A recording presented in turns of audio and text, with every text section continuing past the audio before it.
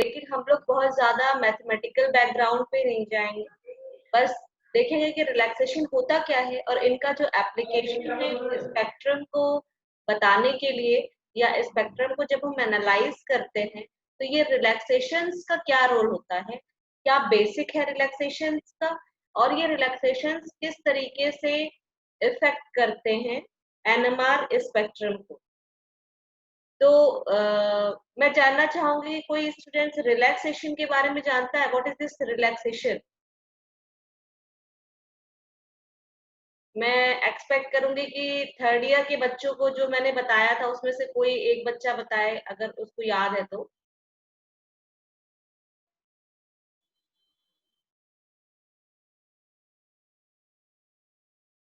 ठीक है, हम लोग एक एक करके देखते हैं कि व्हाट इज द रिलैक्सेशन। देखिए, रिलैक्सेशन एनएमआर स्पेक्ट्रोस्कोपी में मेनली जो हमारे यहाँ रिलैक्सेशन का मतलब वर्ड नाम से ही समझ में आ रहा है, कोई भी चीज रिलैक्स हो रही है। ये रिलैक्स कैसे हो रही है? आपको पता है कि जो पॉपुलेशन डेंसिटी होती है प्रोटॉन के, वो दोनों ही जो लेवल होते हैं, एनर्जी लेवल होते हैं, उसमें बराबर नहीं होती है। अगर जो प्रोटॉन्स हैं उनका नंबर अल्फा और बीटा स्टेट्स में बराबर हो जाएगा, तो आपका जो ट्रांजिशन हो रहा है, जो फ्लिपिंग हो रही है स्पिन की, वही नहीं होगी। और स्पेक्ट्रोस्कोपी क्या है? Spectroscopy is the particular interaction of electromagnetic waves with the matter. और ये मैटर का इंटरेक्शन, ये तो हम बहुत 11th क्लास के एनसीईआरटी में ये डेफिनेशन दिया हुआ है कि spectroscopy is the interaction of light with the matter. आपके केस में आप ये जानते हो कि इंटरेक्ट लाइट है, मतलब कि वो जो रेडियो फ्रिक्वेंसी या फिर डिफरेंट वेवलेंथ की लाइट एनर्जी गैप करस्पॉन्ड होने के कारण पड़ रही है, और वो उस पर्टिकुलर एनर्जी गैप के बराबर या उससे ज्यादा है, तो वो क्या करेगा, जो यहाँ पे प्रोटॉन और जो भी सब एटॉमिक पार्टिकल्स की बात हम कर रहे हैं, जो पर्टिकुलर रेडिएशन के रेंज में फॉल करते हैं, उनकी फ्लिपिंग होगी। दैट मीन्स ओवरऑल की जो स्टीरियो केमिस्ट्री, सॉरी स्पेक्ट्रोस्कोपी है, यहाँ पे वो क्या डील कर रही है कि जो आपका इलेक्ट्रोमैग्नेटिक वेव्स हैं वो फॉल कर रही हैं, और जो आपके प्रोटॉन्स हैं वो क्या कर रहे हैं, फ्लिप कर रहे हैं, and that flipping is causing the spectroscopic spectrum to come. अब ये जो स्पेक्ट्रोस्कोपी, ये जो फ्लिपिंग हुई आपकी, ये आपने देखा था पहले से। मैं एक दो लाइन में समराइज कर देती हूँ प्रोसेस, आपको याद है, बहुत अच्छा है, नहीं तो एक बार आप रिवाइज कर लें। जो मैग्नेटिक फील्ड के प्रेजेंस में हम जब रखते हैं, होता क्या है, इसको इस तरीके से हम एक बार देख लेते हैं। हम कॉन्टिन्यूअस और एफआईडी वगैरह भी डिस्कस करेंगे इसके बाद में। तो जैसे हम लोगों ने देखा था कि जब मैग्नेटिक फील्ड में हम रखते हैं, तो मैग्नेटिक फील्ड में रखने की वजह से स्प्लिटिंग हो जाती है, अल्फा बीटा स्टेट्स बन जाते हैं। अब ये जो अल्फा बीटा स्टेट्स बने, ये स्टेट्स आपके अलग अलग प्रोटॉन का नंबर है इसमें, नीचे से ऊपर जाने के लिए आपका जो पर्टिकुलर एनर्जी गैप डेवलप हुआ है मैग्नेटिक फील्ड के प्रेजेंस में, उस पर्टिकुलर फ्रिक्वेंसी का आपको रेडियो फ्रिक्वेंसी आनी चाहिए। आपने ये देखा कि जो रेडियो फ्रिक्वेंसी है, ये उस पर्टिकुलर इलेक्ट्रोमैग्नेटिक रेडिएशन के रेंज को फॉल करती है, जिसमें कि आपका वो एनर्जी गैप लाई करता है। ये जो एनर्जी मैग्नेटिक फील्ड आप इनहेंस मैग्नेटिक फील्ड जब आप डालें, तो जो स्प्लिटिंग हुई जिससे अल्फा बीटा दो स्टेट जनरेट हुए, वो किस वजह से जनरेट हुए? क्योंकि प्रोटॉन एक बार मैग्नेट की तरह वर्क किया, एक बार वो अलाइन हुआ और एक बार वो अपोजिट हुआ। तो इतना होने के बाद में जब एब्जॉर्प्शन हुआ एनर्जी का, उस एब्जॉर्प्शन में की वजह से फ्लिपिंग हुई प्रोटॉन्स, तो ये आपका स्पेक्ट्रम दिया। अब ये जो फ्लिपिंग हुई, आपने यहाँ तक पढ़ लिया है कि इलेक्ट्रॉन की शील्डिंग की वजह से कुछ प्रोटॉन्स कम मैग्नेटिक फील्ड में ही, कुछ आपके हाई मैग्नेटिक फील्ड में रेजोनेट करते हैं, मतलब डी शील्डिंग और शील्डिंग। इसके अलावा आपने ये भी देखा कि जो आपका ये एनएमआर प्रोसेस हो रहा है, ये कैसे कपलिंग कांस्टेंट पे डिपेंड कर रहा है कि अगर आपका एडजेसेंट प्रोटॉन्स हैं तो वो कैसे एक दूसरे से कपल हो सकते हैं, और ये पास्कल्स ट्रायंगल से हम बता सकते हैं कि ये जो कपल कर रहे हैं वो किस तरीके से उनका बायनोमियल डिस्ट्रीब्यूशन होगा। तो यहाँ तक तो हम लोग ने देख लिया था। इसके बाद ये जो मैं स्लाइड शेयर कर रही हूँ, ये आप लोगों को दिख रही है बेटा? स्लाइड जो शेयर किया है, जो शेयर किया हुआ है, वो दिख रहा है? स्क्रीन दिख रही है? Yes ma'am. ठीक है। तो ये जो न्यूक्लियर मैग्नेटिक रेजोनेंस पढ़ा आपने अभी तक, जो पढ़ा वो कॉन्टिन्यूअस वेव इंस्ट्रूमेंट है। ये कॉन्टिन्यूअस वेव इंस्ट्रूमेंट क्या होता है, जैसे मैंने आपको पहले ही बताया था, मान लीजिए 60 मेगाहर्ट्ज का रेडियो फ्रिक्वेंसी वाला जनरेटर का आपका एक मैग्नेटिक फील्ड आप दे रहे हो, तो ये एक कॉमन बेसिक एलिमेंट्स बताया था जो कि एक स्पेक्ट्रोमीटर में होता है। इसमें क्या क्या होता है? ऑब्वियसली एक सोर्स होगा, किसी भी स्पेक्ट्रोमीटर में एक सोर्स होता है, जो कि जिस स्पेक्ट्रोमेट्री की हम लोग बात कर रहे हैं, जैसे यहाँ पे एनएमआर की बात कर रहे हैं, और हमारा इलेक्ट्रोमैग्नेटिक रेडिएशन रेडियो फ्रिक्वेंसी है, तो वो रेडियो फ्रिक्वेंसी को डेवलप कराने के लिए हमें कोई सोर्स चाहिए। यहाँ पे ये आरएफ ऑसिलेटर वही वर्क कर रहा है। इसके बाद ये जो गोल सा बीच में दिख रही है, ये आपकी ट्यूब है। इस ट्यूब में सैंपल रखा हुआ है, जिसको रेडियो जो कि मैग्नेटिक फील्ड के बीच में रखा गया है, ताकि ये पर्टिकुलर जो प्रोब है आपका, इसमें जो सोल्यूशन है, प्रोटॉन्स उसमें आपके बार मैग्नेट की तरह ऑसिलेट करेंगे और फ्लिपिंग करेंगे। उसके बाद ये जो भी इवेंट यहाँ पे होगा, उसको हम रेडियो फ्रिक्वेंसी डिटेक्टर में डिटेक्ट करेंगे, देखेंगे, सिग्नल के फॉर्म में देखेंगे, और उसके बाद जो रिकॉर्डर है इसको रिकॉर्ड करेगा।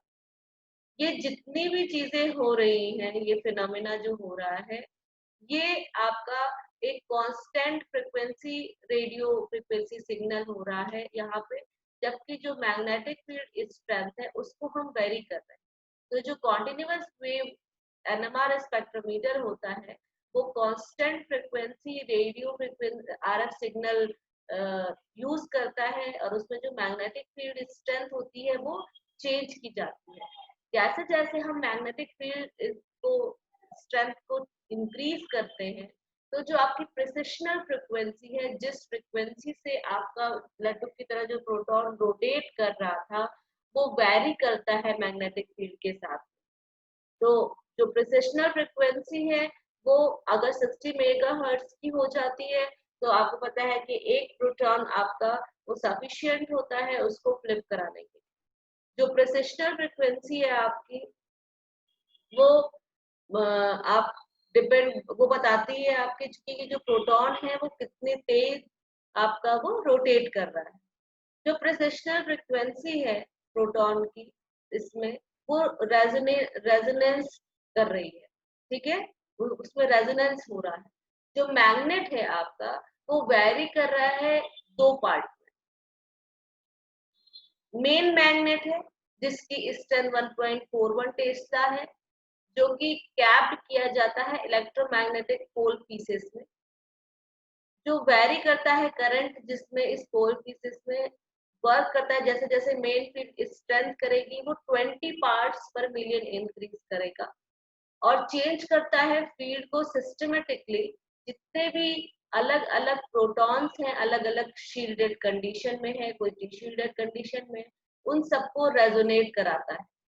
जैसे जैसे फील्ड स्ट्रेंथ बढ़ाते हैं, और वो एक पर्टिकुलर धीमे धीमे धीमे धीमे एक लीनियरली बढ़ाते हैं, जिसको हम कहते हैं कि एक पेन है जो ट्रेवल कर रही है फील्ड के इंक्रीजिंग, जैसे जैसे फील्ड इंक्रीज कर रहा है वैसे वैसे वो बढ़ रही है। तो एक रिकॉर्डिंग चार्ट में आपका एक स्पेक्ट्रम रिकॉर्ड होता है, और जो स्पेक्ट्रम जो रिकॉर्ड हो रहा है वो आपका फिगर में दिखाया गया है।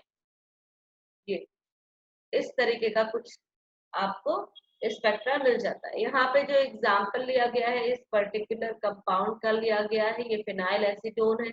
इस फिनाइल एसीटोन को अगर आपने उस ट्यूब में लिया है जो प्रोब की तरह दोनों मैग्नेट के बीच में रखा हुआ था, उसमें सैंपल, तो वो फिनाइल एसीटोन में 3 तरीके की पीक आपको ऑब्जर्व होगी। ये 3 तरीके की पीक जो आ रही है, ये आप आराम से इसको देख के बता सकते हैं। एक CH3 वाली है, एक CH2 है और एक एरोमेटिक प्रोटॉन। जैसा कि आप लोगों ने पढ़ा था, ये भी आप पढ़े थे कि जो प्रोटॉन्स हैं, ये प्रोटॉन्स आपके अगर 3 तक हैं तब तो ये कपल करेंगे, लेकिन अगर 4 या 4 से ज्यादा बॉन्ड डिस्टेंस पे हैं तो ये कपल नहीं करेंगे। यहाँ पे आप देखिए कि ये जो CH2 है, ये CH3 है और ये प्रोटॉन है, ये सारे के सारे तीनों तीनों सिंगलेट के फॉर्म में आ रहे हैं। और ये सिंगलेट आने का जो रीजन है, ये आप उसी से बता सकते हैं। तो ये जो बस जो इंटीग्रेशन है आपका, वो आपका करस्पॉन्डिंग होगा नंबर ऑफ प्रोटॉन्स की। जैसे इसमें दिख रहा है कि 5 प्रोटॉन, 3 प्रोटॉन और 2 प्रोटॉन है, तो वो उसी तरीके से शो हो रहा है। अब ये जो डी शील्डेड या शील्डेड होता है आपके प्रोटॉन, ये जो पेन जैसे बताया कि वो धीमे धीमे मैग्नेटिक फील्ड बढ़ रहा है, तो पेन ट्रेवल कर रही है और चार्ट रिकॉर्ड हो रहा है। तो ये जो चार्ट रिकॉर्ड हो रहा है आपके, इसमें अलग अलग तरीके के प्रोटॉन है और अलग अलग तरीके के प्रोटॉन है, तो ये अलग अलग फील्ड में रेजोनेट करेंगे। रेजोनेट करने का मतलब है कि फ्लिपिंग करना। पर्टिकुलर जब उसका पर्टिकुलर मैग्नेटिक फील्ड आ गई, उसको मिल गई उतनी, तो वो फ्लिप करेगा। क्योंकि जो हाईली शील्डेड प्रोटॉन्स होते हैं, वो बहुत तेज तेज प्रोसेस करते हैं, ठीक है, सॉरी, बहुत धीमे प्रोसेस करते हैं, क्योंकि वो बहुत ज्यादा शील्डेड होते हैं। बहुत ज्यादा शील्डेड होने की वजह से जो मैग्नेटिक फील्ड उनसे हो रही है, वो रेनफोर्स नहीं करती है, वो अगेंस्ट करती है। इसलिए उसमें प्रिसीजन धीमे धीमे होता है। प्रिसीजन धीमे होता है, जिसकी वजह से वो क्या होते हैं, वो आपके फील्ड में उनको ज्यादा मैग्नेटिक फील्ड देनी पड़ती है, ताकि वो फ्लिप करा पाए, ताकि वो रेजोनेट करा पाए। उसी तरीके से जो डी शील्डेड प्रोटॉन्स होते हैं, वो डी शील्डेड प्रोटॉन्स आपके लेफ्ट में आते हैं, और उनका जो रीजन होता है वो डाउन फील्ड का होता है, क्योंकि वो आराम से उसको मैग्नेटिक फील्ड उतनी मिल जाती है, उसमें कोई एक्सटर्नल या कोई एक्सटर्नल मैग्नेटिक फील्ड जो आप लगा रहे हैं उसको अपोज करने के लिए कुछ नहीं होता है। तो जितना फील्ड आप देते हो, वो उतना ही फील्ड एक्सपीरियंस करके उसके पर्टिकुलर प्रोटॉन के रेजोनेट करने के लिए सफिशियंट हो जाता है, तो वो फ्लिप कर जाती है, तो वो लेफ्ट साइड में आती है। ये सब आप पहले ही पढ़ चुके हैं। अब स्पेक्ट्रम में कहाँ आता है, ये भी आप देख चुके हैं। जब मैग्नेटिक फील्ड वेरी कर रहे हैं, नॉर्मल जो स्पेक्ट्रोमीटर है, वो जितनी रेडियो फ्रिक्वेंसी है उस पर्टिकुलर RF सिग्नल, जो ऑसिलेटर जो यूज किया जा रहा है, वो हर एक 1 ppm में मैग्नेटिक फील्ड में जैसे जैसे इंक्रीज करेगी, सेम इफेक्ट होगा कि जो 1 ppm है आपका, वो क्या कर रहा है, वो डिक्रीज कर रहा है धीमे धीमे। हाँ बोलिए ज्ञान दी, आपने रेस किया है हैंड, क्वेरी बोलिए क्या है। गलती से हो गया था मैम। ओके, तो ये चेंज कर रहे हैं जब फील्ड स्ट्रेंथ, तो RF फ्रिक्वेंसी केवल मैटर कर रही है। तो मतलब कि जो RF फ्रिक्वेंसी है, ये इंस्ट्रूमेंट को डिजाइन करने के लिए इम्पोर्टेंट फैक्टर है। जैसे जैसे आप मैग्नेटिक फील्ड एक कॉन्टिन्यूअस फैशन में स्कैन कर रहे हैं डाउन फील्ड से इन से एक अप फील्ड की तरफ में, तो जो स्पेक्ट्रम है जहाँ पे आप मैग्नेटिक फील्ड चेंज कर रहे हैं, इस स्पेक्ट्रम का जो इस इंस्ट्रूमेंट का नाम देते हैं, इसको कहते हैं कॉन्टिन्यूअस वेव इंस्ट्रूमेंट। तो जो कॉन्टिन्यूअस वेव इंस्ट्रूमेंट कहा जा रहा है, क्योंकि बिकॉज, और जहाँ पे अगर केमिकल शिफ्ट जो है, वो आप जो पीक्स हैं उनकी जो केमिकल शिफ्ट है स्पेक्ट्रम में, जब आप कैलकुलेट कर रहे हैं, वो कैसे कैलकुलेट कर रहे हैं, जो TMS है, जो आपने एज अ रेफरेंस सिग्नल लिया है, उससे कितना डिफरेंस है फ्रिक्वेंसी का। तो इस पर्टिकुलर स्पेक्ट्रम को हम फ्रिक्वेंसी डोमेन स्पेक्ट्रम भी कहते हैं। तो ये जो आपका कॉन्टिन्यूअस वेव स्पेक्ट्रोमीटर है, ये फ्रिक्वेंसी डोमेन स्पेक्ट्रम है, और इसका एक डिस्टिंक्टिव कैरेक्टरिस्टिक होता है जो कि रिकॉग्नाइज करता है कॉन्टिन्यूअस वेव स्पेक्ट्रम में। और जो पीक जनरेटेड होती है कॉन्टिन्यूअस वेव इंस्ट्रूमेंट में वो रिंगिंग कहा जाता है। मतलब कि जब डिक्रीज करता है ऑसिलेशन आपका, वो जो फ्रिक्वेंसी का जो प्रिसिशनल फ्रिक्वेंसी होती है वो इंस्ट्रूमेंट में स्कैन की जाती है और वो पीक के फॉर्म में रिकॉर्ड होती है। जो रिंगिंग हो रही है ये, क्योंकि एक्साइटेड, ये रिंगिंग होती क्यों है?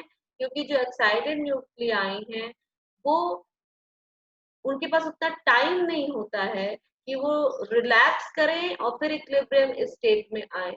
और जो इंस्ट्रूमेंट है वो एडवांस हो जाता है, तुरंत नए पोजीशन में चला जाता है। तो जो एक्साइटेड न्यूक्लियाई हैं वो रिलैक्सेशन रेट उनका जो होता है वो स्लोअर होता है, जितने जो स्कैन हो रहा है, जो रिकॉर्ड हो रहा है उसके कंपेयर में जो रिलैक्सेशन होता है वो कम रेट का होता है। तो जो रिकॉर्डेड है वो किस तरीके से होता है कि जैसे रिंगिंग हो रही है इस तरीके से। तो जो रिंगिंग है वो डिजायरेबल होती है कॉन्टिन्यूअस इंस्ट्रूमेंट में, और ये कंसीडर की जाती है कि जो फीड की वो होमोजेनिटी है, जो फीड आप दे रहे हो उसकी जो होमोजेनिटी है उसको वो एडजस्ट होने के बाद वो एडजस्ट की जाती है।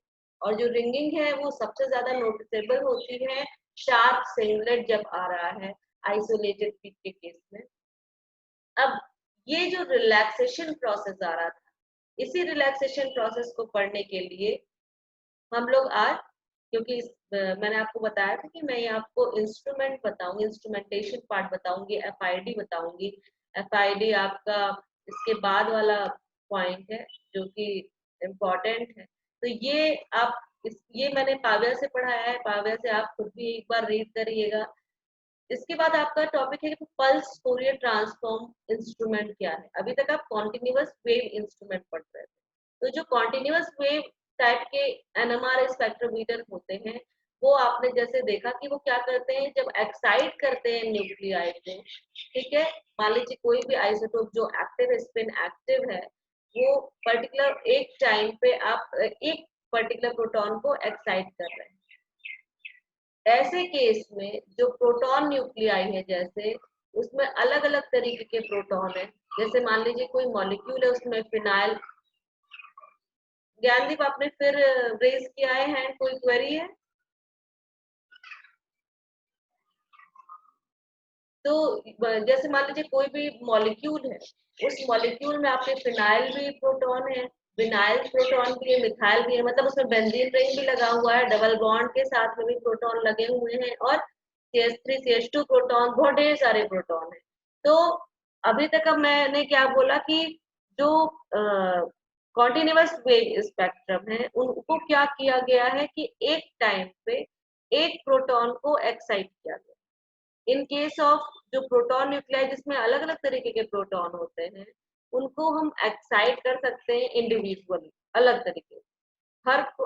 जितने भी तरीके के प्रोटॉन है उनको अलग अलग एक्साइटेड किया जाता है एंड इट्स रेजोनेंस पीक है वो ऑब्जर्व की जाती है इंडिपेंडेंटली, अलग अलग। और जब स्कैन करते हैं, रिकॉर्ड करते हैं, तो हम देखते हैं एक तरीके के प्रोटॉन हाइड्रोजन के और फिर दूसरे तरीके की जो स्कैनिंग हो रही है, तो सारे के सारे जब तक कि सारे तरीके के जो प्रोटॉन्स हैं वो रेजोनेंस कंडीशन में नहीं आ जाते हैं तब तक। एक ऑल्टरनेटिव अप्रोच भी है जो सोफिस्टिकेटेड इंस्ट्रूमेंट में होता है, वो उसको क्या करते हैं कि जिसको पल्स कहते हैं, कि एक शॉर्ट बर्स्ट देते हैं एनर्जी का या एक पल्स देते हैं। तो वो क्या करता है, वो एक्साइट कर देता है जितने भी मैग्नेटिक न्यूक्लियाई हैं उन सारे के सारे को। मॉलिक्यूल में जितनी भी आपकी एक्टिव या मैग्नेटिक न्यूक्लियाई हैं जिनमें स्पिन है वो क्या करेंगे, वो एक साथ आपके साइमल्टेनियसली वो एक्साइट हो जाएंगे। तो एक ऑर्गेनिक मॉलिक्यूल है, जैसे मान लीजिए उसमें जो प्रोटॉन है वो इंड्यूस कर रहा है, रेजोनेट कर रहा है एक सेम टाइम पे। तो जो इंस्ट्रूमेंट है वो 2.1 टेस्ला मैग्नेटिक फील्ड यूज कर रहा है और बर्स्ट कर रहे हैं उसको, जो पल्स दे रहे हैं वो 90 मेगाहर्ट्ज एनर्जी की दे रहे हैं। तो जो सोर्स है वो टर्न ऑन किया है, बहुत ही तेज जनरेट कर रहे हैं पल्स, जैसे इसमें दिखा रहा है। ये कॉन्टिन्यूअस वेव स्पेक्ट्रम का वो जो रिंगिंग जो बता रही थी वो ये रिंगिंग दिखा रहा है कि वो रिंगिंग कैसे आती है ना, एक बड़ी सी पिक के साथ साथ में वो रिंगिंग भी आती जाती है। और ये क्या है, आपका एक शॉर्ट पल्स है, ये ऑन और ऑफ दिखा रहा है कि जब ओरिजिनेट कर रहे हैं पल्स को, तो ये जो फ्रिक्वेंसी कंटेंट है सेम पल्स की वो कैसी है। ये मैं आपको बता रही हूँ क्योंकि इसमें आपका रिलैक्सेशन बताया है, तो ये क्लास में ले रही हूँ। आप लोग फिर से इसको पढ़िएगा, नहीं समझ में आएगा तो फिर से मैं इसको रिपीट करूंगी, लेकिन ये समझ लीजिएगा ये टॉपिक आपके स्पेक्ट्रम में किस तरीके की, क्यों ब्रॉड क्यों सिंगल, ये सारी चीजें हैं और बेसिक है ये। तो ये क्या बता रहे हैं, मैं बता रही थी कि अगर मान लीजिए कोई इंस्ट्रूमेंट है, उसको 2.1 टेस्ला मैग्नेटिक फील्ड्स के उसको यूज कर रहा है, एक short burst of energy pulse light energy show कर रहा है, मतलब इसको पल्स कह रहे हैं, 90 मेगाहर्ट्ज की एनर्जी। तो जो सोर्स है उसको टर्न ऑन है और ऑफ, तुरंत तुरंत ऑन एंड ऑफ कर रहे हैं और एक पल्स दे रहे हैं जैसा भी मैंने दिखाया उसको। तो according to Heisenberg uncertainty principle की जो फ्रीक्वेंसी है ऑसिलेटर की, वो जो हाइजेनबर्ग अनसर्टेनिटी प्रिंसिपल याद है? हाइजेनबर्ग अनसर्टेनिटी प्रिंसिपल क्या कहता है?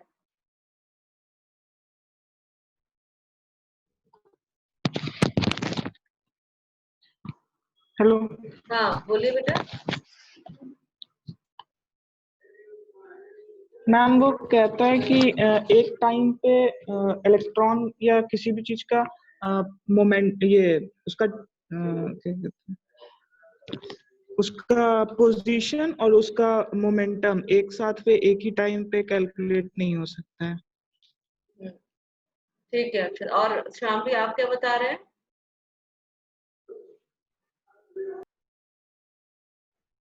श्याम भी अनम्यूट करिए बेटा। Yes, ma'am. Ma'am, same ki at a particular time there is uncertainty in the calculation of position and momentum of a particle in straight line. Okay ठीक है, तो अक्षत और शामवी ने बताया हाइजेनबर्ग अनसर्टेनिटी प्रिंसिपल, और भी लोगों को पता है यही चीज कि हम एक साथ अगर कोई बहुत छोटा पार्टिकल है, उसको उसकी मोमेंटम और पोजीशन एक साथ नहीं मेजर कर सकते हैं, ठीक है? क्या बड़ों का कर सकते हैं? ये बड़े मैक्रोस्कोपिक पार्टिकल के लिए सही है?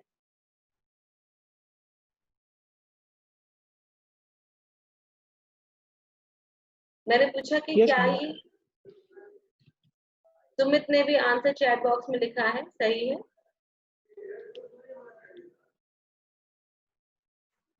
मैम, मैक्रोस्कोपिक के लिए कर सकते हैं, जैसे एक बॉल के लिए कैलकुलेट हो सकता है। हाँ, उसमें प्रॉब्लम क्या है?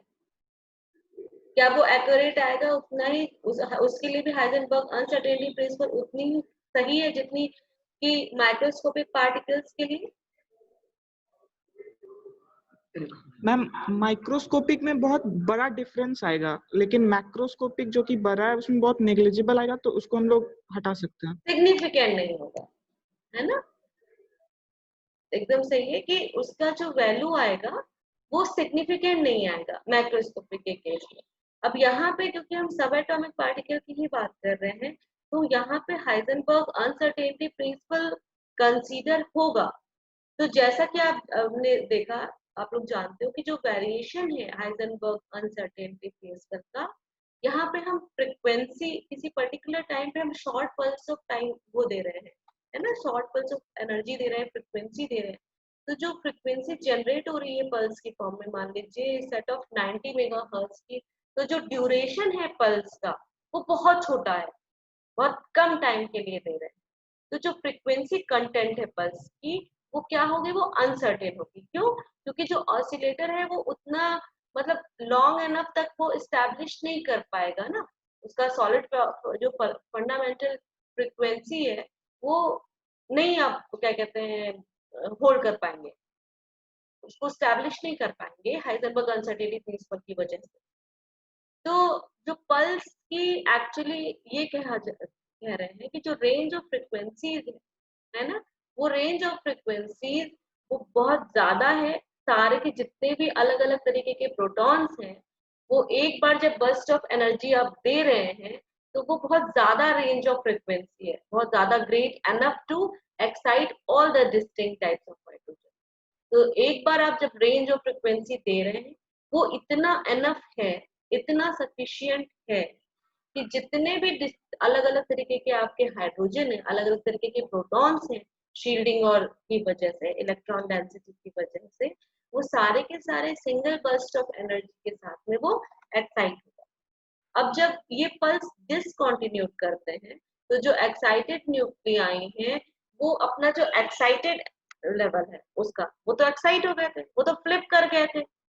जब आपने रेडियो फ्रिक्वेंसी, उन्होंने बोला कि बर्स्ट ऑफ लाइट दिया, क्योंकि वो रेंज ऑफ फ्रिक्वेंसी है, तो वो क्या हुआ, वो सारे के सारे जितने भी तरीके के प्रोटॉन्स थे, चाहे वो विनाइल हो, मिथाइल हो, सब के सब एक्साइट हो गए।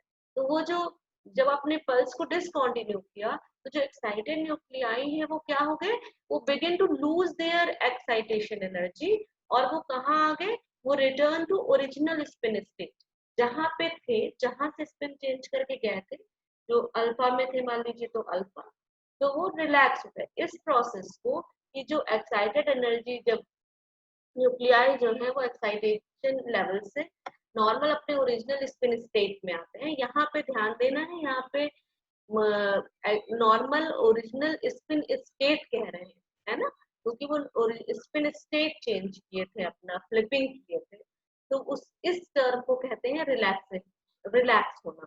तो ये जितने भी एक्साइटेड न्यूक्लियस है आपका, वो रिलैक्स होगा, और जब रिलैक्स होती है कोई भी चीज तो वो क्या करता है, वो एक इलेक्ट्रोमैग्नेटिक रेडिएशन देता है, ठीक है। तो ये जो कोई भी चीज, आपने तो उसमें भी पढ़ा हुआ है, हाइड्रोजन स्पेक्ट्रम में भी पढ़ा हुआ है कि हायर एनर्जी स्टेट से जब लोअर एनर्जी स्टेट में आता है तो वो रेडिएटिव प्रोसेस होता है। तो यहाँ पे भी वो इलेक्ट्रोमैग्नेटिक रेडिएशन को वो दे रहा है। तो स्टिल क्योंकि मॉलिक्यूल में बहुत तरीके के न्यूक्लियाई हैं, तो different frequency of electromagnetic radiation निकलेगी, ठीक है। तो ये जो डिफरेंट फ्रिक्वेंसी निकल रही है इलेक्ट्रोमैग्नेटिक रेडिएशन की, और एक साथ निकल रही है क्योंकि आपने एक साथ डिकपल कर दिया है, पल्स को हटा दिया है, तो जो इमिशन है इसको कहते हैं फ्री इंडक्शन डीके। तो ये जो फ्री इंडक्शन डीके सिग्नल है, ये आपका इसमें दिखाया गया है, इस तरीके का कुछ आता है। तो मैंने आपको जैसे बताया था कि जो सिग्नल आता है, मतलब ये क्या है, ये सिग्नल क्या, किस चीज का ये सिग्नल है, ये सिग्नल है कि जब प्रोटॉन्स, जितने भी तरीके के प्रोटॉन्स उस पर्टिकुलर मॉलिक्यूल में हैं, और वो एक्साइटेड से ग्राउंड स्टेट में आए, मतलब अपने नॉर्मल स्पिन स्टेट में आए, तो उन्होंने एक इलेक्ट्रोमैग्नेटिक स्पेक्ट्रम का जो रेंज था, जो रेडिएटिव प्रोसेस से वो इमिट किए, उस जो रेंज ऑफ फ्रिक्वेंसी थे वो एक साथ निकली, और उस आपको कुछ इस तरीके का मिला। तो ये जो प्री इंडक्शन डीके है, ये एक इथाइल फिनाइल एसीटेट, एक ईस्टर का दिया हुआ है, तो ये आप पढ़ नहीं सकते एक्चुअली। वो जब आपको मिलता है स्पेक्ट्रम का, देखने में वो कैसा दिखता है, वो इसी तरीके से दिखता है, ठीक है। तो क्या ये सिग्नल को आप पढ़ सकते हो? नहीं, इसी के लिए आपका होता है फोरियर ट्रांसफॉर्मेशन, ठीक है।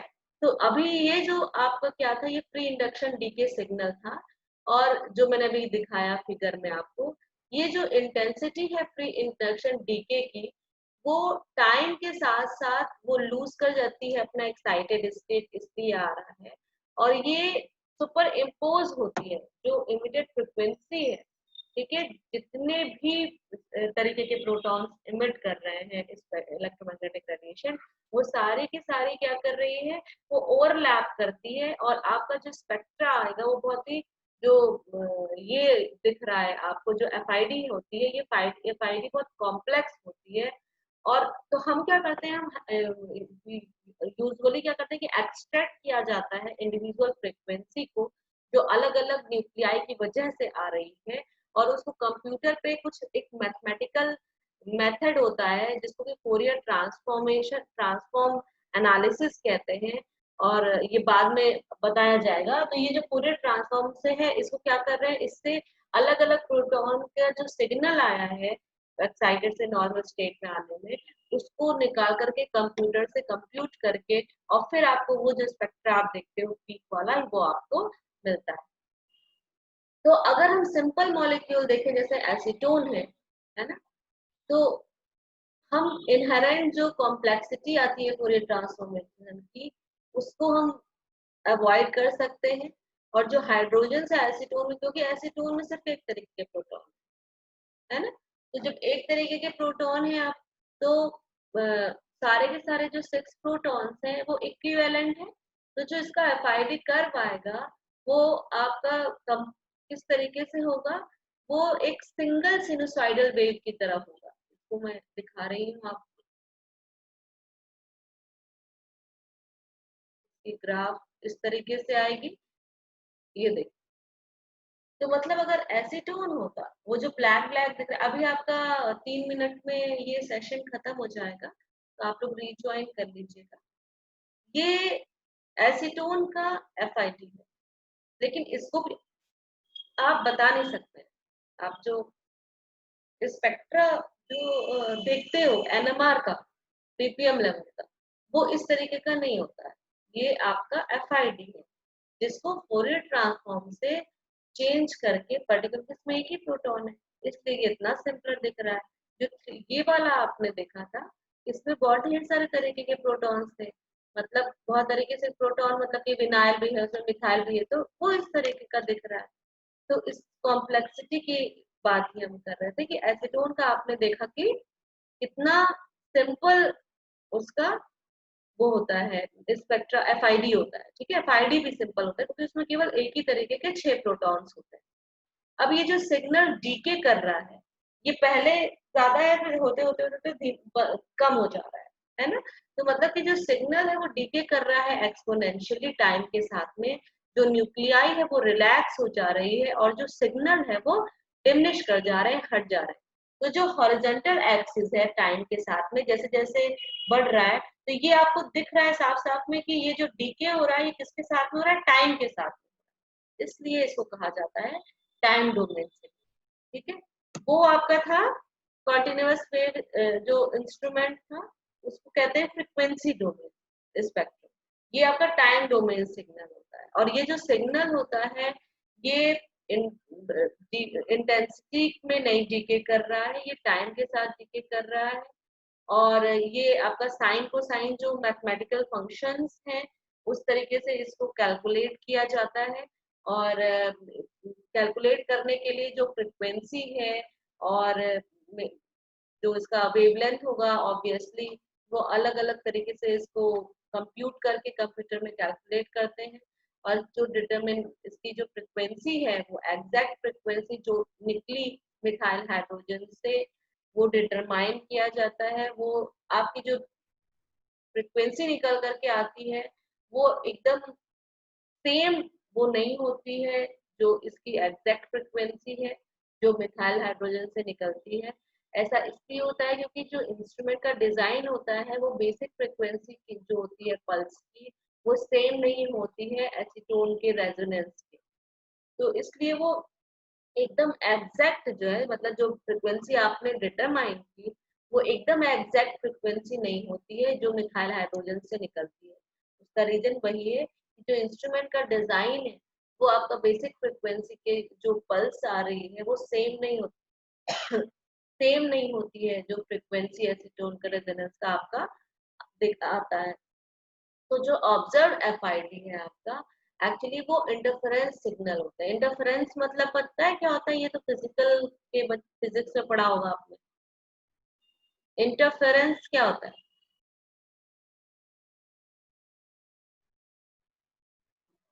बताइए बेटा, कोई बताइए इंटरफेरेंस क्या होता है।